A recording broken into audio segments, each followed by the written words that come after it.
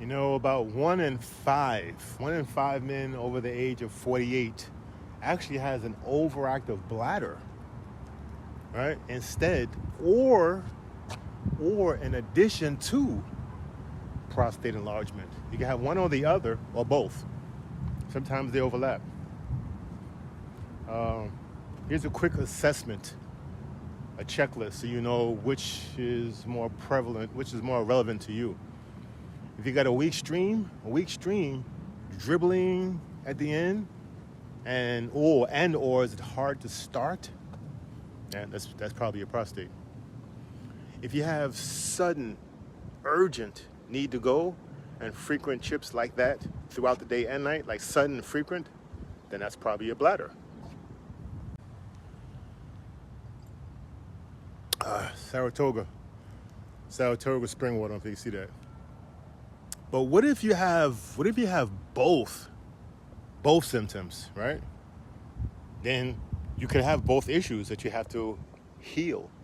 That's why we focus on whole pelvic healing for your prostate and for your bladder, right? So you got herbal and nutritional support for your prostate. That's saw palmetto berries, stinging nettle root, pygeum, and you got zinc. And then for your bladder, you have pumpkin seed oil, pumpkin seed extract, magnesium glycinate. That helps to relax your bladder muscles, right? And corn silk tea. And then, of course, you have the healthy fats like avocados and olive oil. You know, supports hormones and, you know, your tissue. So, and then you got the lifestyle, by the way. Lifestyle changes that help both. You got to stay hydrated. You got to drink a lot of water. But cut off your fluids about 2 hours before bedtime. Cut back on the caffeine and alcohol, especially in the evening. They act as a diuretic in your bladder. It irritates the bladder. So, and you got to strengthen your pelvic floor. You know, it's not just Kegels, but you got to do some stretching and sit in a deep squat position. Sit. You see? This reduces the stress in your body, right? You got to reduce the cortisol, which irritates your bladder and inflames your prostate.